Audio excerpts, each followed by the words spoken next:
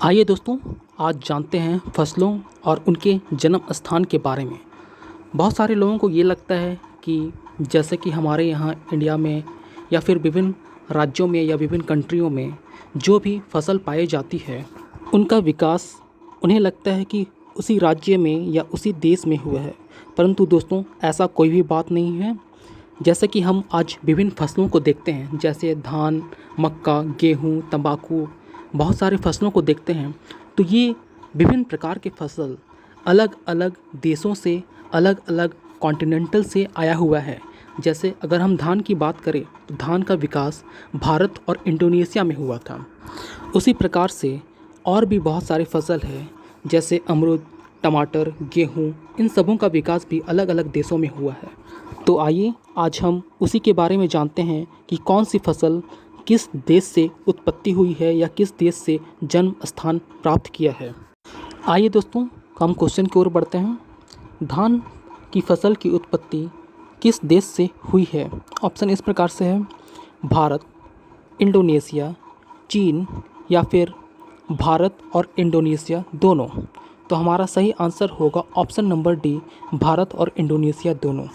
दोस्तों, धान एक ऐसी फसल है जिसका उत्पत्ति किसी एक देश में नहीं परंतु दो देशों में एक साथ हुआ था। जैसे कि भारत और इंडोनेशिया दोनों ही देश इसके जन्म स्थान माने जाते हैं। दोस्तों, आइए देखते हैं कि ये किस तरह से हुआ है और इसका विकास किस तरह से हुआ है। जैसा कि आप इमेज में देख सकते हैं, भारत और इंडोनेशिया दोनों ही एक एशिया का देश है और दोनों ही देश एक कृषि प्रधान देश भी है। और दोनों में धान की खेती उत्पत्ति होने का कारण ये भी है कि दोनों देश एक मानसून प्रधान देश है और एक कृषि प्रधान देश है। यानी कि देश का लगभग 50% जीडीपी कृषि से प्राप्त होता है।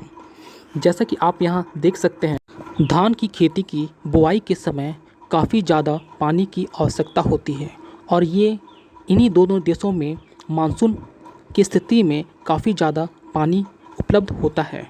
और जब फसल की वृद्धि होती है तो इसमें उपयुक्त स्थिति तक ही पानी की आवश्यकता होती है, जो इंडोनेशिया और भारत दोनों में पर्याप्त मात्रा में उपलब्ध होती है। धान की फसल बढ़ने के बाद कुछ इस तरह से नज़र आती है और जब इसके अंतिम दिन अर्थात इसके कटाई का समय आता है तो इनकी बालियाँ पूरी तरह से ब्राउन हो जाती है।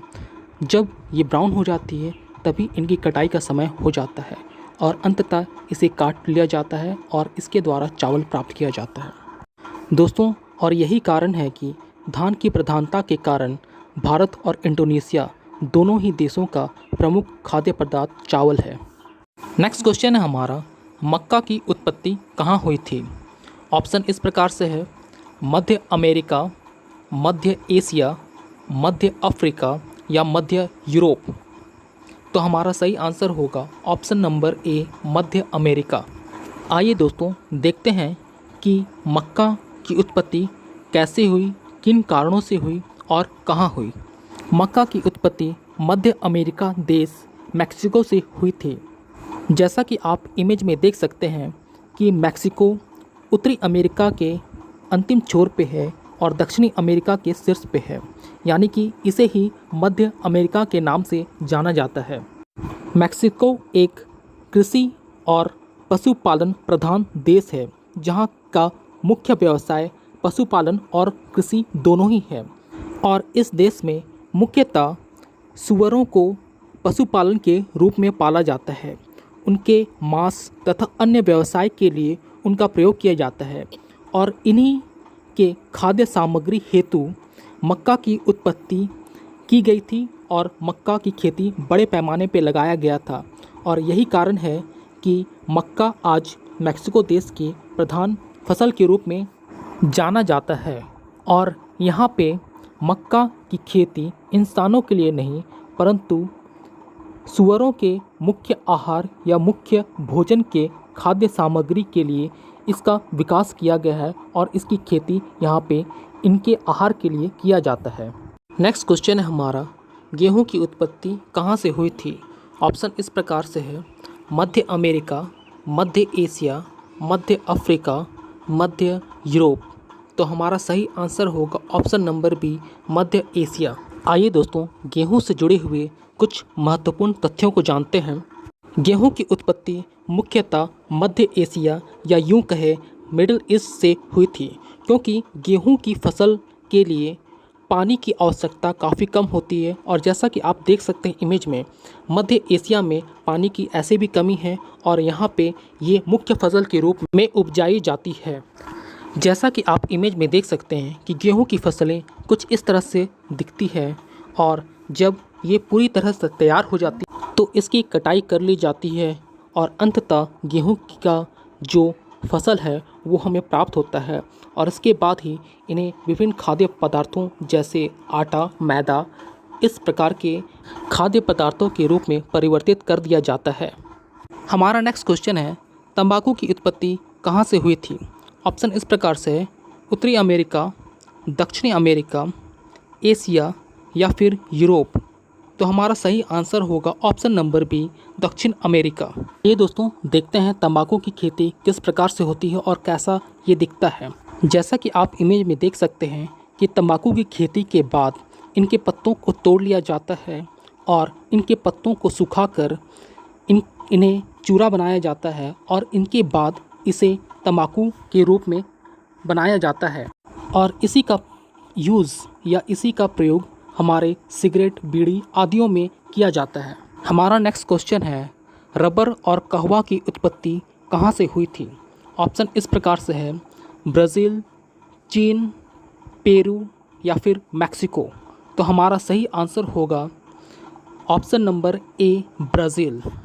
आइए दोस्तों, हम लोग देखते हैं कि रबर कैसे बनता है और इसका उत्पादन कैसे होता है। रबर मुख्यतः यूफोर्बिएसियाई आर्किटेक्सियाई नामक पौधों के या पेड़ों के रसों से निकाला जाता है और इन रसों को लेटेक्स के नाम से जाना जाता है, जिसे ही बाद में रबर का रूप दिया जाता है। यह वृक्ष सर्वप्रथम अमेजन नदी के आसपास या अमेजन बेसिन पे देखा गया था और बाद में इसे ही एक कृषि के रूप में अपनाकर इससे रबर प्राप्त किया जाता है। नेक्स्ट क्वेश्चन है हमारा, मसूर, जौ, चाय, सोयाबीन की उत्पत्ति कहाँ से हुई थी? ऑप्शन इस प्रकार से है, चीन, भारत, रूस, अमेरिका। तो हमारा सही आंसर होगा ऑप्शन नंबर ए, चीन। नेक्स्ट क्वेश्चन है हमारा, अमरूद की उत्पत्ति कहाँ से हुई थी? ऑप्शन इस प्रकार से है, अमेरिका, एशिया, अफ्रीका या फिर यूरोप। तो हमारा सही आंसर होगा ऑप्शन नंबर ए, अमेरिका। दोस्तों यहाँ ध्यान रहे कि अमरूद जो फल है उसकी उत्पत्ति अमेरिका देश से हुई थी या कहे अमेरिकी कॉन्टिनेंटल से हुई थी। बहुत सारे लोगों को लगता है कि अमरूद भारतीय फल है, परंतु दोस्तों ऐसी कोई भी बात नहीं है। अमरूद की उत्पत्ति अमेरिकी कॉन्टिनेंटल से हुई है। नेक्स्ट क्वेश्चन है हमारा, टमाटर की उत्पत्ति कहाँ से हुई थी? ऑप्शन इस प्रकार से है, मैक्सिको, ब्राज़ील, पेरू या फिर अर्जेंटीना। तो हमारा सही आंसर होगा ऑप्शन नंबर ए, मैक्सिको। दोस्तों टमाटर की उत्पत्ति मैक्सिको देश से हुई है, जो अमेरिका का एक भाग है और टमाटर को एक मैक्सिकन फल के रूप में भी जाना जाता है। नेक्स्ट क्वेश्चन है हमारा, बाजरा और अरहर की उत्पत्ति कहाँ से हुई थी? ऑप्शन इस प्रकार से है, एशिया, अफ्रीका, अमेरिका, यूरोप। तो हमारा सही आंसर होगा ऑप्शन नंबर बी, अफ्रीका। बाजरा और अरहर की उत्पत्ति अफ्रीका महादेश से हुई है। यह पश्चिमी अफ्रीका के सलाह क्षेत्र से निकलकर पूरे विश्व में फैल गया है। जैसा कि आप इमेज में देख सकते हैं कि बाजरा किस प्रकार से होता है और इसकी खेती किस तरह से किया जाता है और अंततः बाजरा प्राप्त किया जाता है। हालांकि ये भारत में भी काफ़ी पहले से पाया जाता है। भारत में इसके प्रमाण 2000 ईसा पूर्व से पूर्व की घटनाओं को दर्ज किया गया है। नेक्स्ट क्वेश्चन है हमारा, आलू की उत्पत्ति कहाँ से हुई थी? ऑप्शन इस प्रकार से है, पेरू, अर्जेंटीना, स्वीडन या फिर भारत। तो हमारा सही आंसर होगा option number A, Peru. Next question है हमारा, उड़द, मूंग, ज्वार और गन्ना की उत्पत्ति कहाँ से हुई थी? ऑप्शन इस प्रकार से है, भारत, चीन, म्यांमार या फिर ईरान। तो हमारा सही आंसर होगा ऑप्शन नंबर ए, भारत। दोस्तों, जैसा कि आप देख सकते हैं कि उड़द किस प्रकार से होता है और कैसा दिखता है, और यहाँ पे जैसा कि आप देख सकते हैं कि मूंग कैसा होता है, ज्वार कैसा होता है और गन्ना किस प्रकार से दिखता है या इसकी खेती किस प्रकार से होती है। यहाँ ध्यान रहे दोस्तों कि ये चारों, उड़द, मूंग, ज्वार और गन्ना, चारों का विकास या चारों की उत्पत्ति भारत देश से ही हुई है। अगर दोस्तों आपने अभी तक मेरे चैनल को लाइक नहीं किया, सब्सक्राइब नहीं किया, तो अभी करें ताकि आपको ऐसे ही क्वेश्चन आगे भी मिलता रहे।